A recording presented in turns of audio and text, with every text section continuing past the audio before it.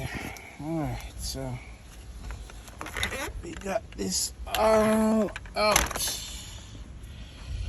As you can see, we have screws here, screws here, screws here, screws here. We got screws around here as well. And these screws here to pull out. And once we get these out, we can put on the new panel. We just screw it back in place just the same.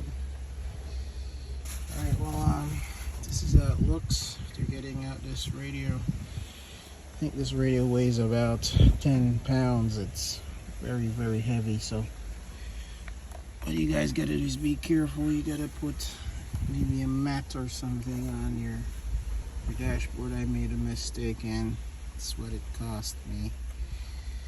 But anyway, we're gonna get it out right now.